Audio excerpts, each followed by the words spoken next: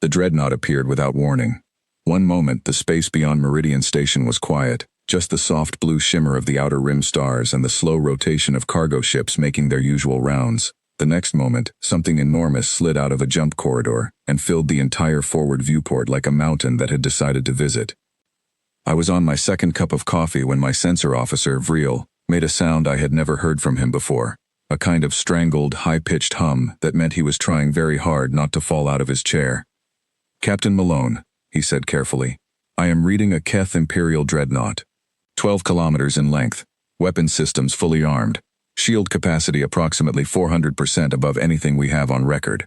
I looked at it through the viewport. It was truly impressive. It blocked out an entire section of the star field. Little lights blinked along its hull in patterns that probably meant something threatening in Keth military language.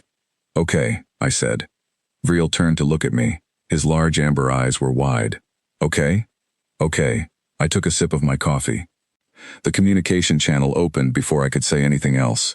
Every screen on Meridian Station lit up at once. The face that appeared was angular and pale blue, with yellow eyes that held the kind of cold patience you only see in people who have done something terrible many times and expect to do it again. He introduced himself as Grand Admiral Thausiskar of the Keth Imperial Navy, commander of the 3rd Expansion Fleet, and several other titles that took almost a full minute to list. When he was done, he looked at the camera with the expression of someone who had already decided how this conversation would end. "Humanity," he said, and his translator turned the word into something flat and dismissive. "You have 24 of your hours to begin the formal transfer of your Outer Rim colonies to Keth Imperial administration. Failure to comply will result in the pacification of your nearest inhabited worlds. This is not a negotiation, this is an announcement." He cut the channel. I sat quietly for a moment, then I laughed. It started small, just a short exhale through my nose, but then it grew into a real laugh, the kind that comes from somewhere deep in your chest. My helmsman, a young man named Gregor, looked at me with alarm. My engineer, a stocky Draxian named Sauce who had worked with humans long enough to understand us, slowly closed his eyes like a person accepting something inevitable. Vreel set down his sensor pad very carefully. "Captain," he said, "I want to make sure you understood the message." "I understood it perfectly," I said, wiping my eye. "The Keth Empire," Vreel continued, in the tone of someone explaining something to a child, "has absorbed 31 civilizations in the last 400 years. The last species to refuse their first ultimatum was the Velhari. The Keth turned their planet into a desert. There were no survivors." "I know about the Velhari," I said. "Then may I ask what, precisely, is funny?" I thought about how to explain it. "The thing is, there are some things about humans that are genuinely difficult to translate. Not the words, but the feeling behind them. The way that when someone points at us and says you cannot possibly win, something inside us gets very quiet and very focused, and also, sometimes, very amused." "He thought that would scare us," I said finally.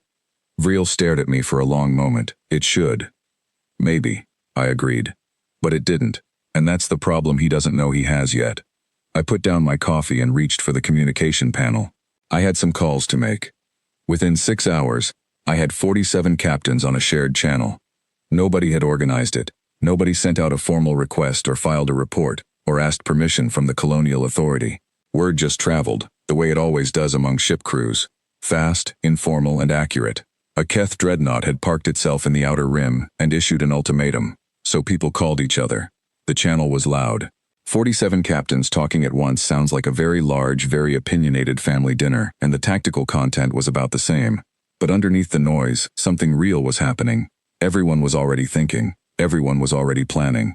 No one, and I mean not a single person on that channel, was suggesting we comply. I pulled up the video feed for Captain Kwame Osei, who everyone called Brick because of both his build and his approach to problems. He was sitting in the command chair of his ship, the Stubborn Mule, which had started its life as a heavy ore hauler and was now something that defied easy categorization. It had more guns than a ship its size had any right to carry, mismatched plating from at least 4 different repair jobs, and a crew that was deeply loyal to it in the way people become loyal to things that have survived more than they should have. Brick was grinning.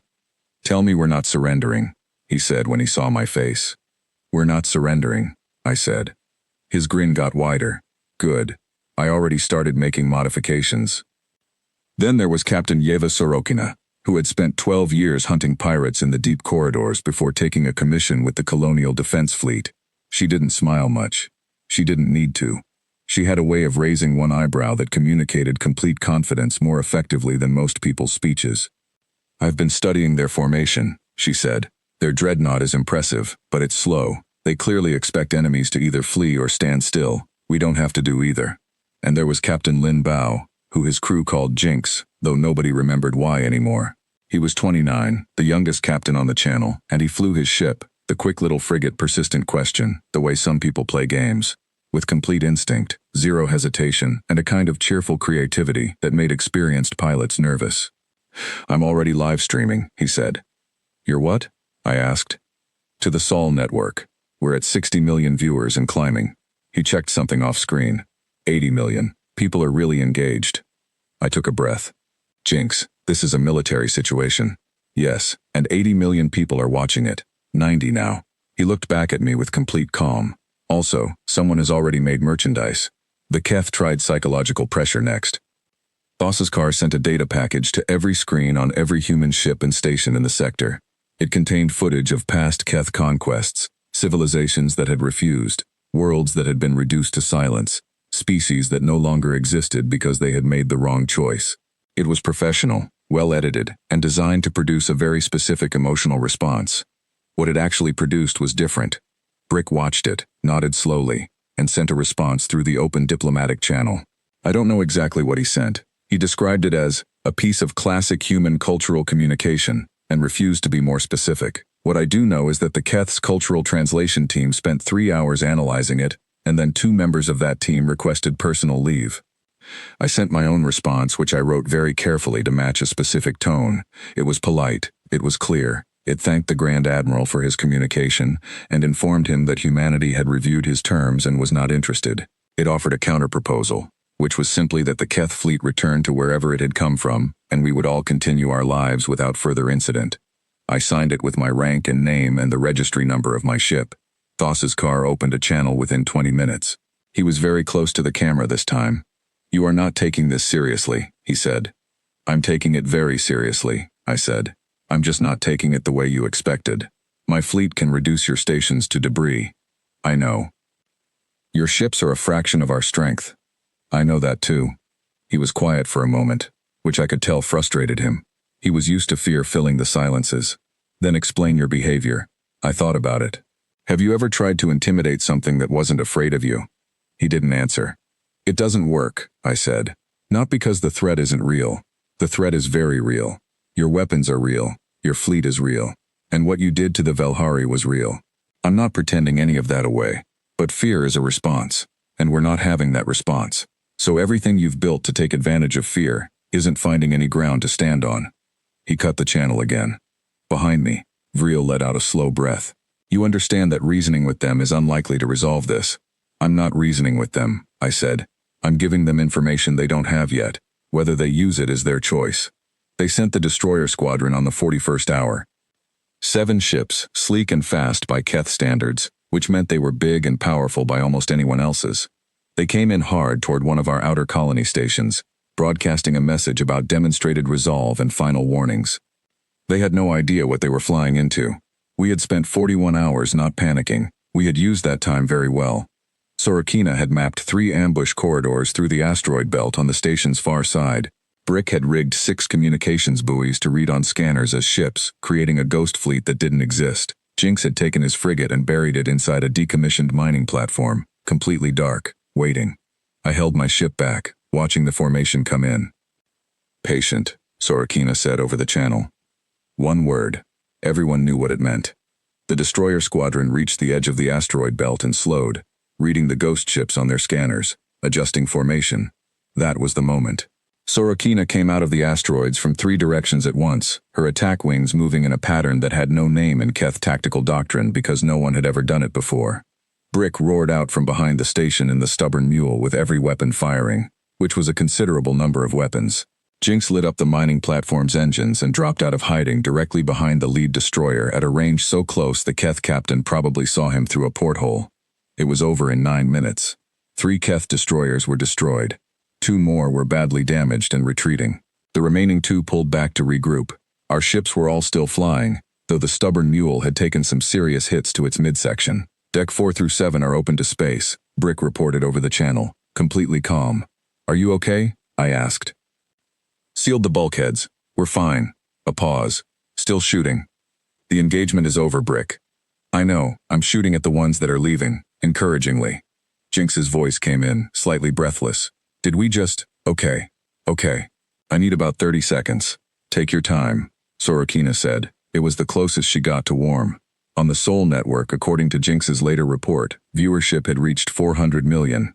Thos's car called me directly after that. Not through a broadcast, a private channel, just him and me. He looked different than he had before. Not frightened. I don't think Keth Grand Admiral's frightened easily. But something had shifted in his expression, a kind of recalculation happening behind his eyes.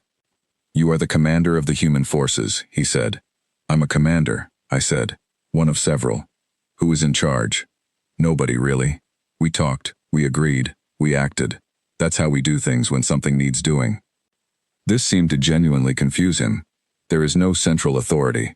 There's a colonial authority, but they move slowly. This needed to be faster. He studied me for a moment. You are not afraid? No. Why not? It was a real question. I could hear it. Not a challenge, not a manipulation. He actually wanted to understand, because he had built his entire career on a model of how other species behave, and we were not behaving that way, and he was a smart enough person to want to know why. Because fear is a choice, I said. Not always a conscious one, but it's shaped by experience, by what you've seen and survived. Humans have a long history of facing things that should have finished us. Disease, climate, things we did to each other, things the universe threw at us. We're still here. That history is inside us. When we see something big and threatening, something in us says, okay, what do we do about it? Other species have histories of survival. They do, but we have something else too. I paused, trying to find the right words. We laugh, not because things aren't serious, but because laughing is how we remind ourselves that we're still in control of how we feel about something. Your dreadnought showed up and blocked out the stars, and my first response was to laugh. Not because it wasn't dangerous, because you expected us to be afraid, and we weren't, and that gap between what you expected and what you got was, well, it was funny. Thos's car was quiet for a long time. You understand, he said carefully, that I have 300 ships in this sector. I know. We counted. And you will not surrender. No. Even knowing what we are capable of. Even knowing that. I leaned forward slightly. Admiral, you destroyed the Velhari because they were afraid of you. Fear made them hesitate. It made them negotiate from weakness. It made them believe that compliance might save them. We don't have that belief. We don't think compliance saves anything. We think resistance, even costly resistance, is better than the alternative. So your tools don't work on us the way they work on other species. And I think somewhere in your calculations you're starting to understand that. He didn't respond. He looked at me for a long moment. What do your people want? He asked finally. To be left alone. To keep our colonies. To never have this conversation again. He closed the channel. They didn't leave all at once. That would have been too clear a statement, and Keth Grand Admirals don't make clear statements when a quiet withdrawal will do. Over 3 days, the fleet reorganized. The dreadnought shifted position, citing navigational efficiency. Support vessels relocated for resupply. Destroyer reserves were reassigned to other sectors. By the 4th day, we were alone in our own space again. I watched the last Keth ship disappear from the long-range scanners and felt something quiet and solid settle in my chest. Not triumph exactly, more like confirmation, like something you suspected was true and now know for certain. Vreel stood next to me at the viewport.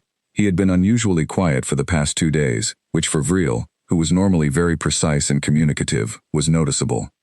In my people's history, he said slowly, when the Keth issued an ultimatum, the receiving civilization had always surrendered within the day. What happened to them after? I asked. Tribute colony status, limited autonomy, gradual cultural absorption. He paused. Some still exist, in a manner of speaking. They are not what they were. I nodded. That's why you don't give in to something like that. I understand that now. He was quiet for a moment. When you laughed at that first broadcast, I thought you were being reckless, possibly irrational. Maybe a little, I admitted. But it was not recklessness, he said. It was information. You were telling them, and yourselves, something important about where you stood, before the first word of response was sent, before the first shot was fired. He considered this. That is a different kind of strength than I have seen before. I didn't say anything. I thought he was probably right. But it wasn't something I had planned. It was just something that had happened, the way a lot of human things happen, instinctively, collectively, without anyone being entirely in charge of it. 6 months after the standoff, a message arrived through official diplomatic channels. It was from the Keth Empire. It was formal and polite and very carefully worded, and it proposed opening trade discussions between our respective territories. I forwarded it to Brick. He replied with another piece of classic human cultural communication. I still don't know which one. The Keth ambassador assigned to read it requested 3 days of personal leave before issuing a response. I went back to patrolling my sector. Vreel updated his threat assessment files. Sauce fixed the last of the damage to the ship's secondary cooling system and complained, with great detail, about the quality of replacement parts available at Outer Rim supply stations. Jinx sent me a message saying that the Sol Network documentary about the standoff had just been picked up for wide release. 460 million viewers had watched us refuse to be afraid, and apparently that was something people wanted to see. I thought about that for a while. There is something in the human story that is hard to explain to other species, because it is not about strength exactly, or numbers, or technology. It is about the shape of our reaction to being told we cannot do something, or that something is bigger than us, or that we should be afraid and comply and accept. That shape is stubborn. It is sometimes foolish. It does not always win, and it has cost us greatly over our long history. But it is ours, and it is real. And on that day in the Outer Rim, when a fleet that had broken 31 civilizations looked at us and expected the same result, that shape did what it always does. It looked back. It didn't blink. And somewhere in the cold intelligence of a Grand Admiral who had never failed to produce fear in his enemies, something new was added to the record. A note. A recalculation. A quiet acknowledgement that there was a species out here that didn't fit the model. A species that, when threatened, first checked if there was still coffee, then got to work. We never really feared the dark, we just got used to it. And if something was hiding in it, we asked what it wanted. And if it tried to push us around, well, the stars outside my viewport were quiet and familiar, and ours. We kept them.